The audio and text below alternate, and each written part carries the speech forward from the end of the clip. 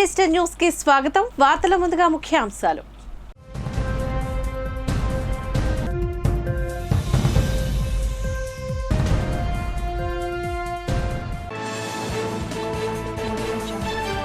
రానున్న ఎన్నికల్లో టీడీపీ జనసేన కూటమి విజయం తథ్యం. ఏ పార్టీ కావాలో విశాఖ ప్రజలకు తెలుసు అంటూ వైసీపీ ప్రభుత్వంపైన తీవ్ర స్థాయిలో విరుచుకుపడిన మాజీ మంత్రి గంట.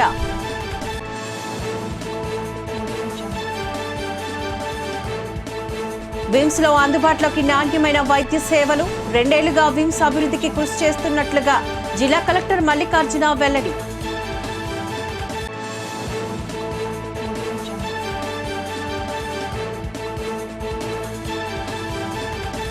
దేశ ఆర్థిక వ్యవస్థకు ఎంఎస్ఎంఈ రంగం వెన్నెముకగా నిలుస్తోంది.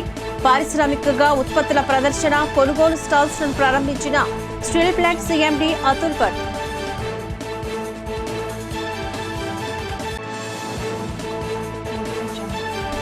ఈ నెల 7న సీఎం జగన్ అనకాపల్లి జిల్లా పర్యటన. వైఎస్ఆర్ చేయూత 4వ విడత నిధుల విడుదల.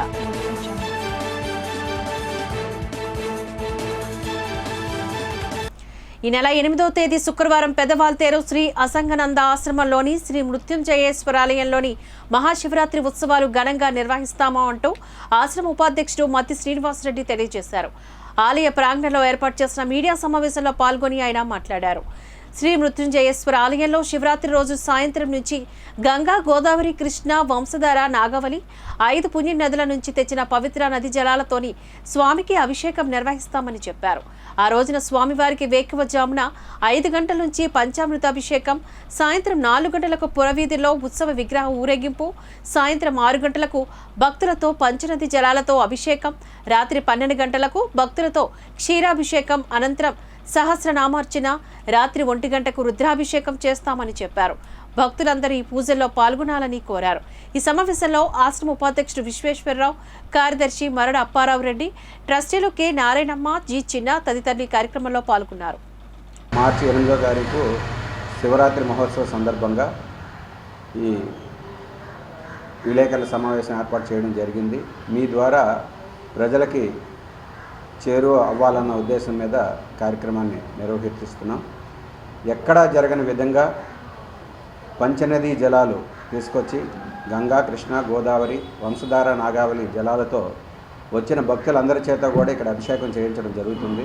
ఆ రోజు మా ఆశ్రమం ప్రత్యేకత ఏంటంటే శివాలయంలో పురోహితులు ఎవరు ఉండరు, ఎటువంటి టిక్కెట్లు కూడా ఉండవు. ఎవరికి వాళ్ళు స్వయంగా ఇక్కడ అభిషేకం చేసుకునే అవకాశం ఇక్కడ మాత్రమే ఉంది. అలాగే ఈ ఆశ్రమంలో ప్రతి నెల 20వ తేదీన అన్నదాన కార్యక్రమం జరుగుతుంది. రేపు శివరాత్రి రోజు ఉదయం 5 గంటలకు పంచామృతాలతో అభిషేకం జరిగిన తర్వాత భక్తులందరూ కూడా కంటిన్యూ చేస్తారు. సాయంత్రం 4 గంటలకు ఉత్సవ విగ్రహాలు ఊరేగింపు ఉంది. అలాగే 6 గంటలకు పంచనదీ జలాలతో అభిషేకం ఉంది. వచ్చిన భక్తులందరికీ కూడా సాయంత్రం అల్పాహారం ఏర్పాటు చేస్తాము. 12 గంటలకు పాలాభిషేకం ఉంటుంది. 1 గంటకి రుద్రాభిషేకం చేస్తాము తెల్లవారులు కూడా. ఈ కార్యక్రమాలన్నీ కూడా శివరాత్రి రోజు చేయడం జరుగుతుంది. అలాగే ఎవరైనా రుద్రాభిషేకం చేయించుకునే వాళ్ళు ముందుగా మనకు పేర్లు చెప్తే వాళ్ళకి ఏర్పాట్లు కూడా మనం చేయడం జరుగుతుంది. నీటిపారుదల శాఖ కార్యాలయ ఆవరణలోని 25.30 కోట్లతో నిర్మించిన సమీకృత ఆర్థిక శాఖ భవన సముదాయాన్ని రాష్ట్ర ఆర్థిక శాఖ మంత్రి బుగ్గన రాజేంద్రనాథ్ రెడ్డి ప్రారంభించారు. భవన సముదాయాలలో వసతుల్లోని పరిశీలించారు. అనంతరం ఈ సందర్భంగా మంత్రి మాట్లాడుతూ ఆర్థిక శాఖకు చెందిన అన్ని కార్యాలయాలను ఓ చోటుకు తీసుకువచ్చేందుకు వీలుగా భవనాన్ని నిర్మించామని అన్నారు. జిల్లా treasury, pay and accounts, audit విభాగ కార్యాలయాలు ఇక నుంచి దీనిలో ఉంటాయని చెప్పారు. రానున్న కాలంలో విశాఖ పరిపాలనా కేంద్రంగా మారుతోందని అన్నారు. రాష్ట్ర ఆర్థిక శాఖ ప్రత్యేక ప్రధాన కార్యదర్శి ఎస్ఎస్ రావత్, జేసీ మయూర్ అశోక్, ఖజానా శాఖ రాష్ట్ర సంచాలకులు ఎన్ మోహన్ రావు, వివిధ శాఖల అధికారులు పాల్గొన్నారు. విశాఖపట్నం నగరంలో ఇంటిగ్రేటెడ్ ఫైనాన్స్ కాంప్లెక్స్ బిల్డింగ్ ప్రారంభోత్సవం చేయడం జరిగింది. దాదాపు 10,000 అడుగులతో ఒక్కొక్క అంతస్తు, ఇంచుమించు ఫైనాన్స్కు సంబంధించిన అన్ని విభాగాలు కూడా, అది ట్రెజరీస్ అనుకోండి, స్టేట్ ఆడిట్ అనుకోండి, జిఎల్ఐ అనుకోండి, వర్క్స్ అకౌంట్స్ అనుకోండి, పిఏఓ అనుకోండి, ఇవన్నీ కూడా ఒకటే చోట. అంటే వివిధ ఆఫీసులు వివిధ చోట్ల ఉండి ప్రజలకు కానీ ఆఫీసర్లకు కానీ ఉద్యోగస్తులకు కానీ ఇన్కన్వీనియన్స్ లేకుండా ఒకటే చోట ఉండేట్టుగా ఈరోజు ఇనాగ్రేషన్ చేయడం జరిగింది. దాదాపు 25 కోట్ల వ్యయంతో ఇది పూర్తి చేయడం జరిగింది. ఇక మీదట ఇక్కడ ముఖ్యంగా ఉత్తర కోస్తా ప్రాంతంలో ఉండే వివిధ డిపార్ట్మెంట్స్కి కానీ లేదా ప్రజలకు కానీ బాగా ఉపయోగపడే పరిస్థితి. ఈరోజు గర్వంగా చెప్పొచ్చు, ప్రభుత్వము కన్స్ట్రక్షన్ కానీ క్వాలిటీ ఆఫ్ కన్స్ట్రక్షన్ కానీ ఇంక్లూడింగ్ ఫర్నిచర్ కూడా చాలా జాగ్రత్తగా ఒక స్పెసిఫికేషన్తో పాటు క్వాలిటీ స్పెసిఫికేషన్తో పాటు ఉండే విధంగా చేయడం జరిగింది. మీరు గమనిస్తే ఫర్నిచర్ అంతా కూడా గాడ్రేజ్ ఉంటుంది, స్టాండర్డైజ్ చేయడం జరిగింది. మరి కన్స్ట్రక్షన్ క్వాలిటీ కూడా మీరు చూడండి, వివిధ ఇతర బిల్డింగ్లతో పోల్చుకుంటే మన ప్రభుత్వం వచ్చిన తర్వాత క్వాలిటీ ఆఫ్ కన్స్ట్రక్షన్ అనేది చాలా చక్కగా మెయింటైన్ చేయడం జరుగుతుంది. ప్రభుత్వ విధానం అనేది, ప్రభుత్వ ఆలోచన అనేది 2 సంవత్సరాల కోవిడ్ వచ్చినందువలన ఎంతో ఇబ్బందులకు గురై ఈరోజు అన్నీ కూడా ఇనాగ్రేషన్కు ప్రారంభోత్సవాలకు వస్తున్నాయి. రానున్న ఎన్నికల్లో తెలుగుదేశం జనసేన కూటమి విజయం తథ్యమని అన్నారు మాజీ మంత్రి ఎమ్మెల్యే గంటా శ్రీనివాసరావు. ఎంవీపీలోని తన నివాసంలో జరిగిన మీడియా సమావేశంలో గంటా శ్రీనివాసరావు ఈ సందర్భంగా మాట్లాడారు. వైసీపీ ప్రభుత్వం పైన జగన్మోహన్ రెడ్డి పైన తీవ్ర స్థాయిలో విరుచుకుపడ్డారు. విశాఖ విజన్ అనే డాక్యుమెంట్ పవర్ పాయింట్ ప్రజెంటేషన్ పెట్టుకున్నారని, అధికారంలోకి వచ్చిన తర్వాత ఇది మొట్టమొదటిసారిగా ఏర్పాట్లు చేయాలని, కానీ ఎలక్షన్ త్వరలో ఉందనగా ఇప్పుడు పెట్టడం దురదృష్టకరమని అన్నారు. గతంలో విశాఖలో పోటీ చేసిన విజయమ్మ ఓడిపోయారని అన్నారు. 2019 ఒక్కో ఛాన్స్ అంటూ ప్రజలు నమ్మారని, అటువంటి పరిస్థితుల్లో కూడా విశాఖలో ఈస్ట్, వెస్ట్, నార్త్, సౌత్ నియోజకవర్గాల్లో వైసీపీ అభ్యర్థులు ఓటమి పాలయ్యారని ఆరోపించారు. విచ్చలవిడిగా ఖర్చు చేసి ప్రలోభాలు పెట్టిన గ్రాడ్యుయేషన్ ఎమ్మెల్సీ ఎన్నికల్లో విశాఖ ప్రజలు టీడీపీ అభ్యర్థి వేపాడ చిరంజీవికే పట్టం కట్టారని చెప్పారు. బస్సు షెల్టర్లు, ఫ్లోటింగ్ బ్రిడ్జ్ ఇరిగిపోయిందని, ఒక్క ఇన్స్టిట్యూట్ లేదని, ఈ 5 ఏళ్లలో 15 ఎలిపెళ్ల ఏర్పాట్లు చేశారని చెప్పారు. మద్యపాన నిషేధం, రైల్వే జోన్, ప్రత్యేక హోదా ప్రజలు అడుగుతారనే ఎలిప్యాడ్లో వెళ్తున్నారని అన్నారు. ఎన్నికల తర్వాత జగన్మోహన్ రెడ్డి ప్యాలెస్కే పరిమితమవుతారని చెప్పారు. విశాఖకు ఫినిషింగ్ టచ్ ఇస్తే చాలు అంటే ఏ విధంగా చెప్పారంటే, అంత బ్రహ్మాండంగా ఉంది విశాఖపట్నం. బెంగళూరు కంటే, హైదరాబాద్ కంటే, చెన్నై కంటే ఎన్నిటికంటే కూడా విశాఖపట్నం గొప్ప సిటీ అన్నాడు. Yes, I do agree. మేము డెఫినెట్గా విశాఖపట్నానికి ఒక సిటీ ఆఫ్ డెస్టినీగా పేరుంది. దానికి మంచి అన్ని క్వాలిటీస్ ఉన్నాయి, డెవలప్ అయ్యేదానికి అన్ని అవకాశాలు ఉన్నాయి. గతంలో మేము చాలా డెవలప్ చేసి చూపించాం. దీనికి ఒక విజన్తో చేస్తే కొంత డెవలప్మెంట్కి డెఫినెట్గా మంచి స్కోప్ ఉన్న సిటీ. అటువంటి సిటీని 5 ఏళ్ళు నువ్వు పూర్తిగా నెగ్లెక్ట్ చేసి ఇప్పుడు దీన్ని నేనేదో ఫినిషింగ్ టచ్ ఇస్తే చాలు అని చెప్పడం చాలా శోచనీయం. ఫినిషింగ్ టచ్ ఇస్తానంటే ఎన్నికలకు ముందు నువ్వేం చెప్పావు ఒకసారి గుర్తు చేసుకోమని కూడా అడుగుతా ఉన్నాం. విశాఖపట్నంలో ట్రాఫిక్ సమస్య, గాజువాక నుంచి మధురవాడ దాకా కూడా 12 ఫ్లైఓవర్లు నిర్మిస్తామని చెప్పారు. మరి నిన్ను ఎవరు ఈ ఫ్లైఓవర్లు నిర్మించకుండా నిన్ను ఆపారో ఈ 5 ఏళ్ళు ఒకసారి చెప్పాలని చెప్పని కోరుతా ఉన్నాం. అలాగే ఇక్కడున్న ఇండస్ట్రీస్, ఎన్ని ఇండస్ట్రీస్ ఇక్కడ ఉన్న ఇండస్ట్రీస్ని మీరు ఇక్కడి నుంచి తరిమేసి లూలు గ్రూప్ కావచ్చు ఇటువంటివన్నీ ఎన్ని బయటికి పంపించారో మీరు ఒక్కసారి ఆలోచించాలి.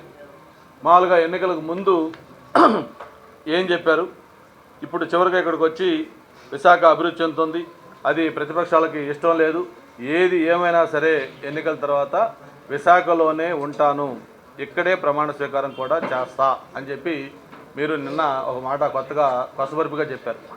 మరి అంతకుముందు కూడా మీరు చెప్పారు మీ బిడ్డ విశాఖలోనే కాపురం ఉంటాడు అని అనేక సార్లు చెప్పారు. దసరా అయిపోయింది, దీపావళి అయిపోయింది, ఉగాది అయిపోయింది, చివరికి డిసెంబర్ నెల క్రిస్మస్ అయిపోయింది, ఇట్లా ఇవన్నీ కూడా చెప్పారు.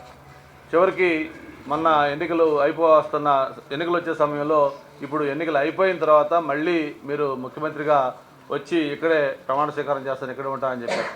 అంటే మామూలుగా మనం చిన్నప్పుడు మాకు స్కూల్లో చదువుకునేటప్పుడు ఎప్పుడు వినాయకుడి పెళ్ళి ఎప్పుడు రా అంటే రేపు అని చెప్పేవాళ్ళు. ఎందుకంటే ఆ రేపు అనేది గోడ మీద రాస్తారు, వినాయకుడి పెళ్ళి రేపు అని. అది ఎప్పుడు కూడా పర్మనెంట్గా వినాయకుడి పెళ్ళి రేపే, రేపు వెళ్తే కూడా అది మళ్ళీ రేపే అని ఉంటుంది. కాబట్టి అలాగే జగన్మోహన్ రెడ్డి గారు విశాఖపట్నం వచ్చేది ఆ రేపు లాంటిది. ఖచ్చితంగా ఆయన ఏదైతే విశాఖపట్నం వస్తున్నారో అది ఒక కలగా ఉంటుంది తప్ప ఆయన వచ్చేది లేదు. రాష్ట్ర ప్రభుత్వం మహిళలకు చేయూత పథకానికి ముఖ్యమంత్రి జగన్మోహన్ రెడ్డి అనకాపల్లి పిసినికాడ గ్రామాల్లో జరగబోయే సభ నుంచి బటన్ నొక్కి మహిళల అకౌంట్లో డబ్బులు పంపిణీ కార్యక్రమం చేయనున్నారు. ఈ సభకు సుమారు 40,000 నుంచి 45,000 మధ్యలో జనాన్ని తరలించే ప్రయత్నం చేస్తున్నారు. సభకు ఎటువంటి ఆటంకం లేకుండా 1000 మంది పోలీసులు విధులు నిర్వహిస్తున్నట్లుగా పోలీసు ఉన్నతాధికారులు చర్యలు తీసుకుంటున్నారు. సభకు కావాల్సిన ఏర్పాట్లు ఐటీ శాఖ మంత్రి గుడివాడ అమర్నాథ్ పర్యవేక్షిస్తున్నారు. ఆ గ్రామ సర్పంచ్ రమేష్ ఈ సందర్భంగా మాట్లాడుతూ మా పంచాయతీలో సీఎం సభ జరగడం మాకు ఎంతో ఆనందంగా ఉందని చెప్పారు. మా పిసినికాడ ప్రాంతమంతా పండుగ వాతావరణంతో మునిగిపోయిందని, ఇప్పటి వరకు మా గ్రామం ఎవరికీ తెలియదని, సీఎం సభతో రాష్ట్రంలోని మా గ్రామం పేరు మారుమ్రోగిపోయిందని అన్నారు. మన ముఖ్యమంత్రి వర్యులు జగన్మోహన్ రెడ్డి గారు మన అనకాపల్లి జిల్లా అనకాపల్లి మండలం పిసినిగాడ గ్రామానికి మన చేయూత పథకానికి ఈ చేయూత పథకంకి కింద భాగంగా ఇక్కడ నుంచి బటన్ నొక్కే కార్యక్రమం మాకు చాలా ఆనందదాయకంగా ఉంది. అంతేకాకుండా మా గ్రామానికి జగన్మోహన్ రెడ్డి గారు వస్తున్నారంటే మాకు అదొక పెద్ద కళ, అదొక జీవిత చరిత్రలో మేము రాసుకోవాలి. అది ఈరోజు ఇంత ఘనంగా ఈ ఏర్పాట్లు కూడా చాలా చకచకగా చాలా జరుగుతున్నాయి. ఈ ప్రభుత్వం ఇంకా కొన్ని 30-40 సంవత్సరాలు ఇదే ప్రభుత్వం కొనసాగాలని నేను మనస్ఫూర్తిగా కోరుకుంటూ ఈ సభకి 1000 మంది తరలి రావడం జరుగుతుంది. అన్నీ కూడా పార్కింగ్ ప్లేస్లు అయినటువంటి పార్కింగ్ ఏంటి, ఇక్కడ మీటింగ్ సభాస్థలం ఏంటి, అన్ని విధాలు కూడా అన్ని రకాలుగా కూడా చాలా చాలా ఆనందదాయకం. త్వరలోనే జరగబోయే సార్వత్రిక ఎన్నికల్లో ప్రజాశాంతి పార్టీ 175 అసెంబ్లీ 25 పార్లమెంటు స్థానాల్లో ఒంటరిగా పోటీ చేస్తోందని party national coordinator M Babujirao, national spokesperson Jilakarra రవికుమార్లు తెలియజేశారు. పార్టీ అధినేత కేఏ పాల్ సూచన మేరకు గాజ్వాకలో మీడియా సమావేశాన్ని ఏర్పాట్లు చేసి మాట్లాడారు. రాష్ట్ర ప్రజలకు మేలు జరగాలన్నా, రాష్ట్రంలో సంపూర్ణ అభివృద్ధి జరగాలన్నా ప్రజాశాంతి పార్టీ అధికారంలోకి రావాల్సిన అవసరం ఎంతైనా ఉందని చెప్పారు. పార్టీ అధికారంలోకి వచ్చిన తర్వాత కేఏ పాల్ ముఖ్యమంత్రి అయితే రాష్ట్ర అభివృద్ధి కోసం విరివిగా విరాళాలు వస్తాయని అన్నారు. రాష్ట్ర ప్రజల సంక్షేమం, అభివృద్ధి కాంక్షించే వారంతా పార్టీలోకి రావాలని కోరారు. అటువంటి వారికి సముచిత స్థానం కల్పిస్తామని తెలియజేశారు. విశాఖ స్టీల్ ప్లాంట్ ప్రైవేటు పరం కాకుండా అడ్డుకోవడంతో కేఏ పాల్ చేసిన కృషి ఫలించిందని తెలిపారు. డాక్టర్ కేఏ పాల్ గారు చాలా సుపరిచితులు, ప్రపంచమంతా కూడా గుర్తించినటువంటి గొప్ప నాయకుడు. మన తెలుగు ప్రజలకి దేవుడిచ్చినటువంటి గొప్ప అవకాశం ఇది. ప్రాముఖ్యంగా ఆంధ్రప్రదేశ్ రాష్ట్రానికి స్టీల్ ప్లాంట్ విషయంలో ఇప్పుడు వరకు ఎవ్వరు సాధించినటువంటి గొప్ప విజయము డాక్టర్ కేఏ పాల్ గారు సాధించారు. ఒక పౌరుడుగా ఆయన ఎంతగానో దేశానికి ఏదో చేయాలని ఆశతో మన మధ్యకు వస్తున్నారు. తెలుగు ప్రజలందరూ కూడా దీని అవకాశాన్ని ఉపయోగించుకోవాలా. ఆయనని నాయకుడిగా ఎంచుకుని ప్రజాశాంతి పార్టీ చేస్తున్న ప్రతి సంక్షేమ కార్యక్రమంలో మీరు పాల్పంచుకోవాలని మేము ఆయన ప్రతినిధులుగా మీకు విజ్ఞాపన చేస్తున్నాము. ఆంధ్రప్రదేశ్లో ఉన్న ప్రజల బాగు చేయటానికి డాక్టర్ కేఏ పాల్ గారు ఆంధ్రప్రదేశ్లో ఉన్న 175 స్థానాలతో పాటు 25 స్థానాలకు అభ్యర్థులను నిలబెట్టి ప్రభుత్వాన్ని ఏర్పాటు చేసి ఈ అప్పుల ఊబిలో నుండి మరి బడుగు బలహీన వర్గాలను కాపాడే విధంగా ఆయన ఈ యొక్క ఆంధ్రప్రదేశ్ను బాగు చేయాలనే ఉద్దేశంతోనే ఈ విధంగా నిర్ణయం తీసుకోవడం జరిగింది. మొన్న జరిగిన స్టీల్ ప్లాంట్ విషయంలో కూడా మరి అందరికీ ఎరుగుదురు, అక్కడ కోర్టు ద్వారా ఇచ్చిన విజయం. అంటే ఒక ప్రభుత్వం జరుగుతున్నది, అనేకమైన ప్రజలకు అనేకమైన ఎకరాలుగా 1000 ఎకరాలు అక్కడ పోగొట్టుకుంటున్నా కూడా ఇక్కడ ఉన్న ప్రభుత్వం కూడా స్పందించకుంటే ఒకడు ప్రజాశాంతి పార్టీ దారుణ ఆ స్టీల్ ప్లాంట్ను కాపాడిన యోగుడు. అందుకనే ఈ ప్రజాశాంతి పార్టీ ఈ యొక్క ఆంధ్రప్రదేశ్లో ప్రభుత్వానికి సన్నిసిద్ధమవుతుందని తెలియజేస్తుంది. చోడవరం నరసాపురం గ్రామంలో గొర్రెలు మేకలు పెంపకందారులు తాతరుల కాలం నుంచి గొర్రెలు మేకలు పశువుల నిలుపుకొని ఉమ్మడిగా ఉపయోగించుకుంటున్నారు. కొంతమంది పాకలు వేసుకుని జీవిస్తున్నారు. వాటిని దౌర్జన్యంగా తొలగించేశారు. ఈ విషయాన్ని తెలియపరచడానికి 40 మంది మహిళలు స్థానిక ఎమ్మెల్యే కరణం ధర్మశ్రీ కార్యాలయానికి వెళ్లి మా స్థలాలను మాకు కేటాయించాలని కోరగా సమస్యలు చెప్పిన మహిళలతో ఆయన గొర్రెలను మేకలను పశువులను సంతలో అమ్ముకొని మీరు కంచాలు పట్టుకొని ఊర్లో అడుక్కు తినండి అంటూ వ్యంగ్యంగా అన్నారని మహిళలు ఆవేదన వ్యక్తం చేశారు. దీన్ని ఆంధ్రప్రదేశ్ గొర్రెల మేకల పెంపకందారుల సంఘం, జాతీయ యాదవ హక్కుల పోరాట సమితి తీవ్రంగా ఖండించారు. ప్రభుత్వ విఫ్ ఆయన కారణం ధర్మశ్రీ ఈ విధంగా మాట్లాడడం సరైనది కాదని, గతంలో కూడా ఓ సందర్భంలో ఆయన ఈ విధంగానే గొల్లవాళ్ళకి ఎలా ఇస్తారని కులాన్ని కించపరుస్తూ మాట్లాడడం జరిగిందని గుర్తు చేశారు. ఇప్పటికీ కూడా ఆయన అదే ధోరణిలో ప్రవర్తించడం దారుణమని ఆరోపించారు. బేషరతుగా క్షమాపణ చెప్పి పెంపకందారుల స్థలాలను వారికి అప్పగించాలని డిమాండ్ చేశారు. లేదంటే ఆయన క్యాంప్ ఆఫీసును ముట్టడిస్తామంటూ హెచ్చరించారు. ఈ కార్యక్రమంలో జాతీయ యాదవ హక్కుల పోరాట సమితి చోడవరం యువజన విభాగపు అధ్యక్షులు దేవర అప్పారావు, మీడియా విభాగపు రాష్ట్ర అధ్యక్షుడు సానబోయిన గోవింద్, వెంకన్నపాలెం, దొడ్డిపాలెం గొర్రెల పెంపకందారుల సహకార సంఘాల అధ్యక్షులు నంబరు మాలినాయుడు, చొప్ప వెంకటప్పారావు, నరసాపురం అధ్యక్షుడు బూర అప్పారావు, అన్నపూర్ణ తదితరులు ఈ కార్యక్రమంలో పాల్గొన్నారు. రెడ్డి వేసినట్లే అయితే బాగా ఇచ్చేస్తారు, మమ్మల్ని అయితే తొక్కేస్తారు. తర్వాత అప్పుడు సార్ ఇది మా పరిస్థితి అని చెప్పుకున్నాం సార్ ఆ సార్తో, అతనితోటి చెప్పిన తర్వాత అతను అన్నారు, సొమ్ములకి సంతకు తీసుకెళ్ళి అమ్మేసుకున్నామా, మీరైతే కంచాలు పట్టుకొని ఊరి మీదకి వెళ్ళి అడుక్కోండమ్మా అన్నారు. దొంగతనం చేసి బతకమన్నారు సార్. ధర్మశ్రీ గారే, ధర్మశ్రీ గారే సార్. అసలు పట్టించుకోలేదు సార్ మమ్మల్ని. అంతే ఆ మాట కోసం మేము అక్కడ 3 గంటల సేపు పిల్లల్ని ఇల్లునే వదిలేసి పనులు మానుకొని వెళ్ళి కూర్చున్నాం సార్. అతను వస్తాడు, మమ్మల్ని ఆదరిస్తారని మా ఓటైతే మాత్రం అతనికే వేసాం. ఇప్పుడు గొర్రెల మేకల పెంపదారులు ఇక్కడ ఏదైతే తొలగిస్తుంటే స్థానిక ఎమ్మెల్యే గారు ధర్మశ్రీ గారి దగ్గరికి వీళ్ళందరూ ఆడవాళ్ళు 40 మంది వెళ్తే ఆడవాళ్ళ మీద ఈరోజు తప్పు మాట్లాడి మీరు అడుక్కుతే గొర్రెల మేకలు అమ్మేసుకోండి, సంతల్లోకి వెళ్ళి మీరు వెళ్ళి కంచాలు తీసుకెళ్ళి ఊళ్ళో అంటే అడుక్కోండి అని ఈరోజు ధర్మశ్రీ గారు ఏదైతే మాట్లాడారో దాన్ని తీవ్రంగా ఖండిస్తున్నాం. ఇది సరైనది కాదు.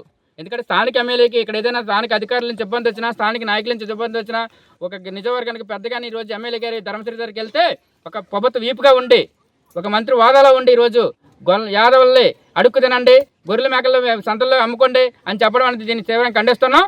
ఆ మాటగానే ఉపసంహరించుకొని సమయాసం చెప్పకపోతే వీళ్ళు జోలి రాకపోతే మాత్రం నిజవర్గం మొత్తంగా కూడా మేము రేపు ధర్నా పెడతాం. అవసరం ధర్మశ్రీ సంగతి ఏంటో తెలుస్తాం వచ్చే ఎన్నికల్లో. ఎందుకంటే ఒక యాదవులు వెళ్తే అడుగు తినండి అని ఒక మహిళ మీద వివరంగా మాట్లాడతాడా? ఏం మాట్లాడుతాడో?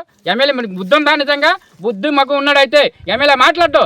ఆయనకి సంస్కారం అడ్డొచ్చిందేమో. గతంలో కూడా అన్నాడు, ఆ గొల్లలది సంపాదించాను, ఆ గొల్లల పదవి తీయించాను అని చెప్పాడు ధర్మశ్రీ. ఈరోజు మళ్ళీ ఈరోజు ఈ విధంగా ఆడవాళ్ళు వెళ్తే మహిళల మీద చూడకుండా కూడా ఈరోజు మిమ్మల్ని సంతలు అమ్ముకోండి, అడుగుతానండి అన్న మాట్లాడటం అనేది ధర్మశ్రీ సరైనది కాదు. స్థానిక ఎమ్మెల్యే కానీ యాదవులకు కానీ ఇక్కడ గొర్రెల మేకల దానికి కానీ సమాపన చెప్పకపోతే మాత్రం ఎమ్మెల్యే సంగతి తెలుస్తాం. వచ్చే ఎన్నికల్లో ఖచ్చితంగా ఎమ్మెల్యేని ఓడిస్తాం. దేశ ఆర్థిక వ్యవస్థకు ఎంఎస్ఎంఈ రంగం వెన్నెముకగా నిలుస్తోంది అంటూ steel plant CMD Atul Bhatt పేర్కొన్నారు.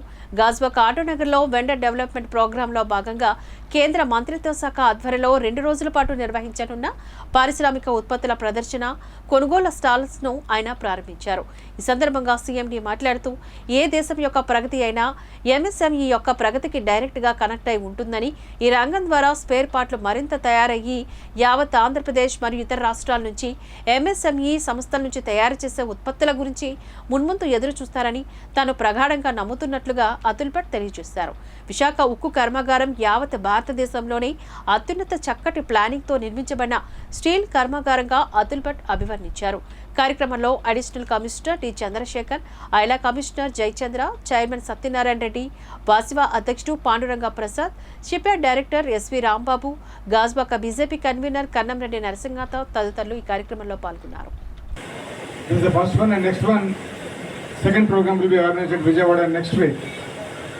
VDPs are not new to MSM DFO. We have been organizing VDPs for the past 40 years or so. The main purpose is to facilitate market linkages between the buyers and sellers. The buyers are central public sector undertakings, government departments and ministries. The sellers will be the MSMEs. So it's basically we provide a platform to the MSMEs as well as the government department and CPSCs for mutual interaction. This is one of the most well-designed and most strategically located steel plants in the world.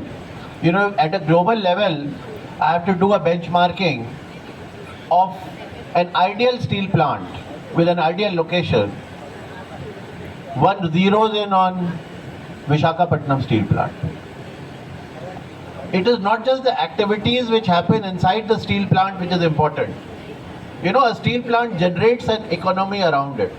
ప్రోత్సహించడం కోసం ఈ యొక్క MSME department ఎంతో పనిచేస్తుంది. మరి ఈ అవగాహన సదస్సుకి చాలామంది ఔత్సాహికులు వచ్చారు. ఎవరైతే ఇండస్ట్రీస్ పెట్టాలనుకుంటున్నారో వారందరూ కూడా దయచేసి మీ విలువైన సమయాన్ని కేటాయించి వచ్చారు కాబట్టి వేదిక పైన ఉన్న పెద్దలందరూ చెప్పింది విని మీరు, ఎందుకంటే కేంద్రంలో ప్రధానమంత్రి శ్రీ నరేంద్ర మోదీ గారు భారతదేశాన్ని ఆర్థికంగా అభివృద్ధి చెందే విధంగా కృషి చేస్తున్నారు. అందులో భాగంగా ఎంఎస్ఎంఈ ఎంతో ఉపయోగపడుతుంది. అందరికీ కేంద్ర ప్రభుత్వంలో ఉద్యోగాలు రావు. అలాంటి వారు ఈ యొక్క ఎంఎస్ఎంఈ యొక్క పథకం ద్వారా ఎవరైతే సూక్ష్మ, చిన్న, మధ్య తరహా పరిశ్రమలు పెట్టాలనుకుంటున్నారో ఎటువంటి హామీ లేకుండా ₹1 కోటి వరకు లోన్ ఇవ్వడం జరుగుతుంది. విశాఖ నగర పరిధిలో భూ కబ్జాలు, దందాలపైన నగర పోలీసులు ఉక్కుపాదం మోపారు.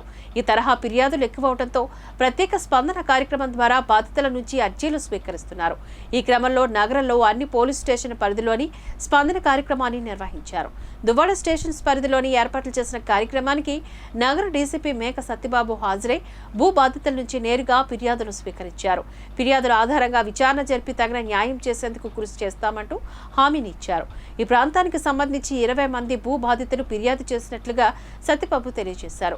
భూ ఆక్రమణదారులు ఎంతటి వారైనా చట్టపరంగా కఠిన చర్యలు తీసుకుంటామంటూ హెచ్చరించారు. దువ్వాడ సీఐ ఎర్రంనాయుడు, సిబ్బంది తదితరులు పాల్గొన్నారు. గౌరవ కమిషనర్ ఆఫ్ పోలీస్ వారి ఆదేశాల మేరకు విశాఖపట్నం సిటీలో కొంచెం ల్యాండ్ ఇష్యూస్ ఎక్కువగా ఉన్నటువంటి ఆల్ పోలీస్ స్టేషన్స్ లిమిట్స్లో ఈ ల్యాండ్ గ్రాబింగ్కి సంబంధించి ఎటువంటి సంఘటనలు జరగకుండా ఈ స్పందన కార్యక్రమాన్ని ఏర్పాటు చేయడం జరిగింది. ఎందుకంటే ఈ నూతన ఈ రాజధాని నగరంలో ప్రజలందరి యొక్క వాళ్ళ ప్రాణమానాలతో పాటు వాళ్ళ ఆస్తులకు కూడా రక్షణ ఉండాలనేటువంటిది ప్రభుత్వం యొక్క ఉద్దేశం. ఈ ఉద్దేశం మేరకు ఎక్కడైతే ఈ land disputes, land grabbing issues ఎక్కడైతే ఉన్నాయో అక్కడ ప్రజల నుంచి ఫిర్యాదులు స్వీకరించి ఆ ఫిర్యాదుల్ని చట్టపరంగా ఏ విధంగా డిస్పోజ్ చేయాలో ఆ విధంగా డిస్పోజ్ చేయమని చెప్పేసి ఆదేశాలు ఇవ్వడం జరిగింది. దాంట్లో భాగంగానే ఈరోజు దువ్వాడ పోలీస్ స్టేషన్ పరిధిలో ఇటు సిటీ డెవలప్ అవుతూ ఉంది. ఇక్కడ వస్తున్నటువంటి యొక్క ల్యాండ్ గ్రాబింగ్ ఇష్యూస్ అన్నిటిని కూడా ఒకసారి తెలుసుకొని వాటి మీద ఏదన్నా క్రిమినల్ కంటెన్షన్స్ ఏమన్నా ఉన్నట్లయితే దాని ప్రకారం క్రిమినల్ చర్యలు తీసుకుంటాము. లేదన్నట్లయితే అది సివిల్ డిస్ప్యూట్గా ఉన్నట్లయితే చట్ట ప్రకారం కోర్టులు, గౌరవ కోర్ట్స్ ఏ విధంగా అయితే దాన్ని ఆర్డర్స్ ఇస్తే దాని ప్రకారం డిస్పోజ్ చేయడం. ఇప్పటి వరకు అయితే దగ్గరగా ఒక 20 వరకు ఫిర్యాదులు వచ్చినాయి. తప్పనిసరిగా దీని మీద క్లియర్ ల్యాండ్ గ్రాబింగ్ ఉండి, క్రిమినల్ కంటెన్షన్స్ ఉండి, అన్యాయంగా ఎవరి భూమినైనా ఆక్రమించేటువంటి అటువంటి ఏమైనా జరిగితే తప్పనిసరిగా వారి మీద క్రిమినల్ చర్యలు తీసుకోవడం జరుగుతుంది. ల్యాండ్ గ్రాబర్స్ని ఎవరిని కూడా స్పేర్ చేసేది లేదు. Visakha Institute of Medical Sciences VIMS నందు మెరుగైన నాణ్యమైన వైద్య సేవలు అందుబాటులో ఉన్నాయి అంటూ జిల్లా కలెక్టర్ డాక్టర్ ఏ మల్లికార్జున తెలియజేశారు. 2 కోట్ల రూపాయలతో అత్యాధునిక పరికరాలతో కూడిన గ్యాస్ట్రో ఎంటరాలజీ విభాగాన్ని, బర్న్స్ వార్డ్స్ను ఆయన ప్రారంభించారు. ఈ సందర్భంగా ఆయన మాట్లాడుతూ గడిచిన 2 ఏళ్లుగా విమ్స్ ఆసుపత్రి అభివృద్ధి కోసం రాష్ట్ర ప్రభుత్వం విశేష కృషి చేస్తోందని చెప్పారు. ఇప్పటికే అవసరమైన వైద్యులు, పారామెడికల్, ఇతర సిబ్బందిని పూర్తి స్థాయిలో ప్రభుత్వం నియమించిందని చెప్పారు. తద్వారా అన్ని రకాల సూపర్ స్పెషాలిటీ వైద్య సేవలు విమ్స్ హాస్పిటల్లో అందుబాటులోకి వచ్చాయని అన్నారు. 2 కోట్లతో గ్యాస్ట్రో ఎంటరాలజీ విభాగం, అత్యాధునిక వైద్య పరికరాలతో కూడినటువంటి గ్యాస్ట్రో ఎంటరాలజీ విభాగం విమ్స్ హాస్పిటల్స్ అందుబాటులోకి వచ్చిందని చెప్పారు. విమ్స్ ఆసుపత్రి నందు అన్ని రకాల సర్జరీలు, ఇతర వైద్య సేవలను ఆరోగ్యశ్రీ ద్వారా ఉచితంగా చేయడం జరుగుతుందని కలెక్టర్ మల్లికార్జున తెలిపారు.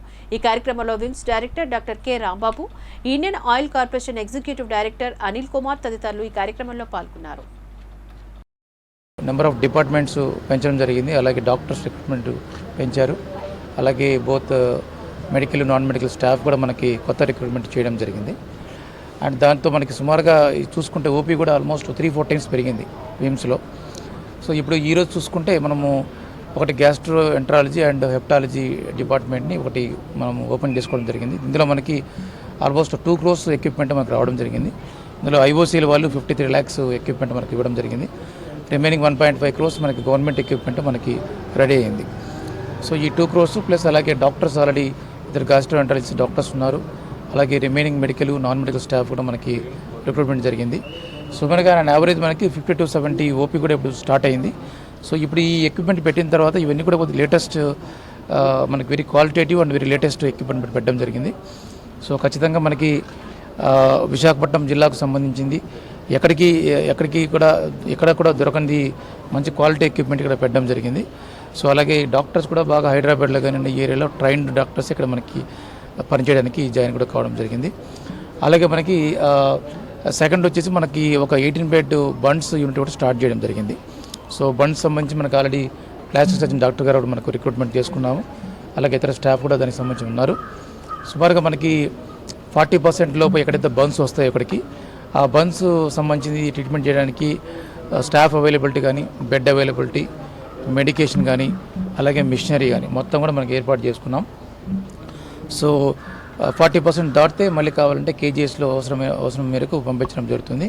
సో ఆ విధంగా 2 కొత్త డిపార్ట్మెంట్స్ కూడా ఈరోజు మనం విమ్స్లో బిగిన్ చేసుకోవడం జరిగింది. సో దీంతో ఖచ్చితంగా మేము రానున్న ఒక 3-4 నెలల్లో ఖచ్చితంగా ఓపీ కానీ లేదంటే ఇక్కడ అడ్మిషన్స్ నెంబర్ కూడా పెరిగేదానికి స్కోప్ ఉంది. అలాగే ఆరోగ్యశ్రీలో మొత్తం కూడా ఉచితంగా కూడా ఇక్కడ ఏర్పాట్లు చేయడం జరుగుతూ ఉంది. సో ప్రజలందరికీ విజ్ఞప్తి ఏంటంటే విమ్స్ లాంటి సంస్థ ఏదైతే మనకు గవర్నమెంట్ ఏర్పాటు చేస్తుందో ఖచ్చితంగా క్వాలిటీతో కూడిన ఒక మంచి వైద్యం అందజేయాలన్న ఆశయంతో ముందుకెళ్తున్నాము. ఖచ్చితంగా మీ అందరూ ఉపయోగించుకోవాలని కోరుకుంటున్నాను. బులెటిన్ ముగించే ముందు హెడ్లైన్స్ మరోసారి చూద్దాం.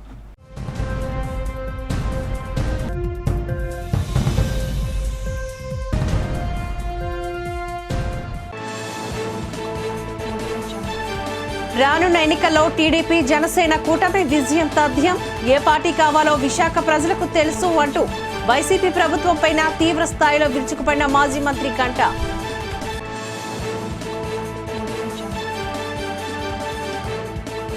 విమ్స్ లో అందుబాటులోకి నాణ్యమైన వైద్య సేవలు. 2 ఏళ్లుగా విమ్స్ అభివృద్ధికి కృషి చేస్తున్నట్లుగా జిల్లా కలెక్టర్ మల్లికార్జున వెల్లడి.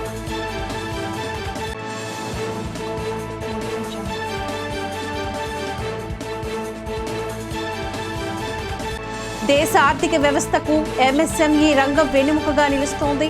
పారిశ్రామికంగా ఉత్పత్తుల ప్రదర్శన కొనుగోలు స్టాల్స్ ను ప్రారంభించిన steel plant CMD Atul Bhatt.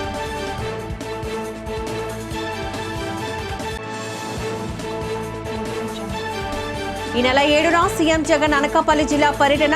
YSR చేయూత 4వ విడత నిధుల విడుదల.